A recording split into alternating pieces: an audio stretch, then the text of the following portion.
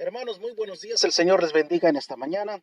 Es un placer estar nuevamente con ustedes, ocupando este espacio de la Iglesia de Divino Redentor y hacer un devocional juntamente con ustedes. Hermanos, sigamos hablando acerca de la resurrección de nuestro Señor Jesucristo.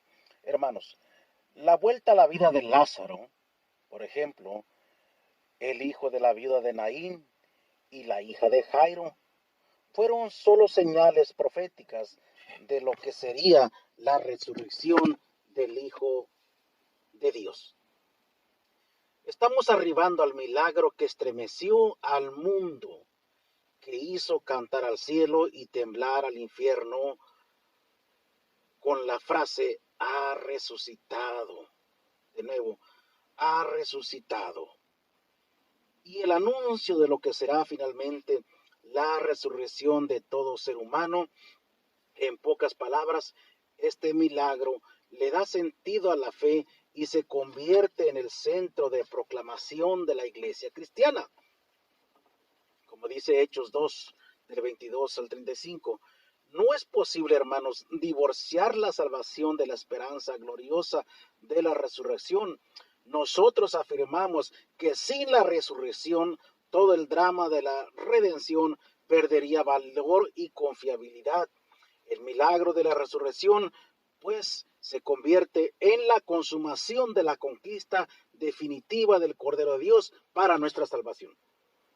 En el relato de Marcos, la piedra que cubría el sepulcro constituía una de las preocupaciones para las mujeres en la madrugada de aquel domingo, según Marcos 16:3.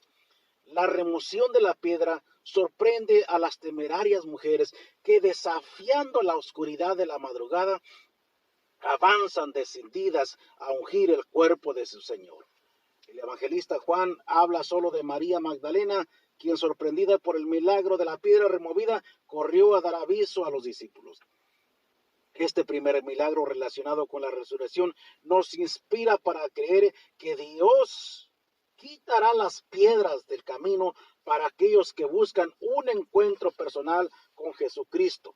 El Señor, quiero decirles, hermanos, hermanas y gente que nos escucha, el Señor sigue removiendo piedras de nuestro sendero para mostrarnos su glorioso poder y misericordia.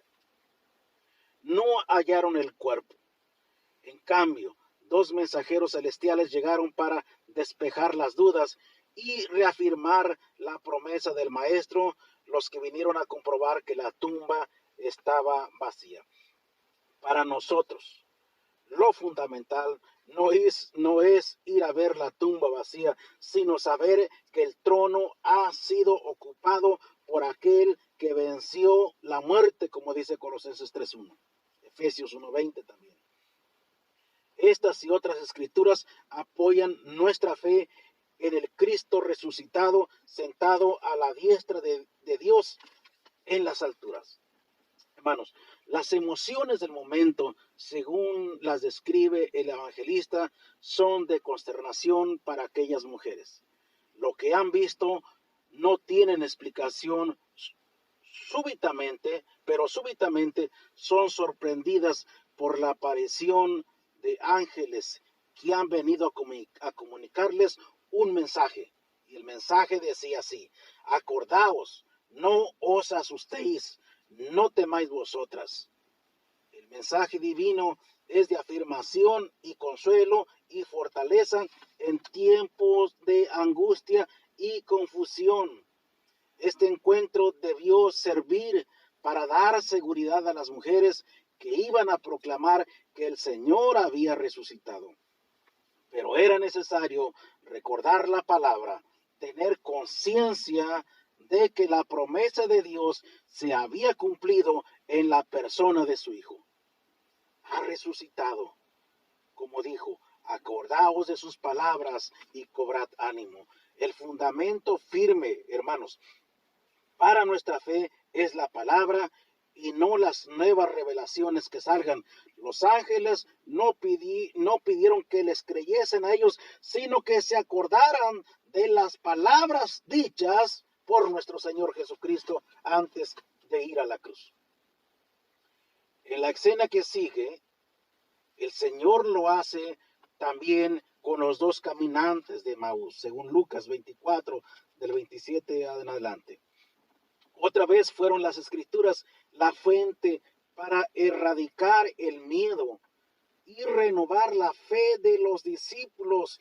Y hoy sigue siendo la palabra la única fórmula para renovar nuestra fe en el camino. Como creyentes necesitamos volver a la fuente que es la palabra, con la seguridad que expresa el salmista: para siempre, oh Jehová, permanece tu palabra en los cielos. Hermanos, las mujeres no vieron al Señor resucitado, pero creyeron las palabras de los ángeles. Mateo nos dice que mientras iban corriendo a dar las nuevas, se les apareció Jesús en el camino. Mateo 28, del 8 al 10. Esto le añade un ingrediente de solidez a la proclamación.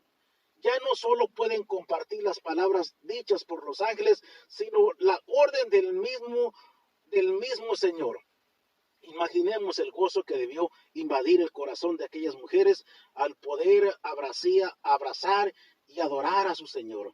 Esta es la esencia del Evangelio, una experiencia para ser compartidas con otros. En estos versículos hay lecciones muy valiosas para nuestra fe. Primero, necesitamos ser sensibles a la voz de Dios a través de sus instrumentos. Segundo, la experiencia no debe ser tóxica, sino digestiva. Esto es, no puede ser algo que guardamos para nosotros, sino que lo compartimos con otros. El imperativo del Evangelio es id, de acuerdo con Mateo 16:15 y Mateo 28:19. Los discípulos tomaron la decisión de no darles tanto crédito a las mujeres. Pedro y Juan deciden ir por ellos mismos a constatar. Ahora, nótese que aún no habían visto al Señor, pero era imposible negar que su cuerpo no estaba en la tumba. Al testimonio de las mujeres ahora se añade el de ellos. Esta acción de los discípulos ofrece una mejor evidencia que la aseveración ofrecida por las mujeres sobre la resurrección de acuerdo a la ley mosaica. ¿Por qué? Porque la ley mosaica decía 2 o 3 testigos eran suficientes para condenar a un acusado o exonerarlo. Números 35:30 y Deuteronomio 17:6. De modo que la afirmación de la resurrección desde el primer momento contó con los testigos necesarios para ser creída.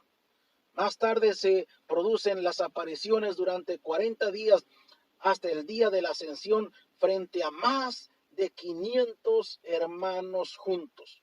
No hay entonces un milagro mejor confirmado que la resurrección de nuestro Señor Jesucristo. Déjenme agregar algo más.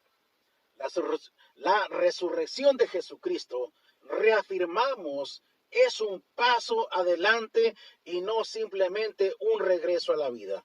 Es una victoria definitiva sobre la muerte y el comienzo de la eternidad. Es en este contexto que el apóstol Pablo llamó al Señor primicias de los que durmieron. La remoción de la piedra y la manifestación de los ángeles en la madrugada de la resurrección son evidencias del poder de Dios obrando siempre a favor de los creyentes. Semejante a las mujeres que salieron al sepulcro a proclamar la vida, nosotros como creyentes somos comisionados a proclamar que Cristo vive. El efecto de nuestro encuentro con el Cristo vivo debe traducirse en un compromiso para la misión, siguiendo la ponencia del apóstol Pablo en 1 Corintios 15. Tenemos que proclamar nuestra fe en el hecho glorioso de la resurrección como fundamento de nuestra esperanza. Sin esta experiencia, nuestra fe sería vana y nuestras proclamaciones no tendrían contenido alguno.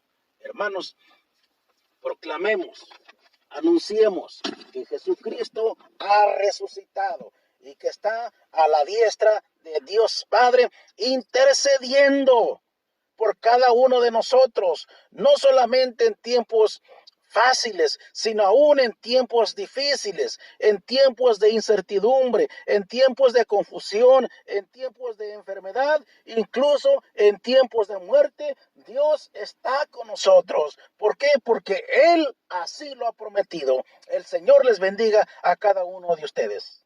Amén.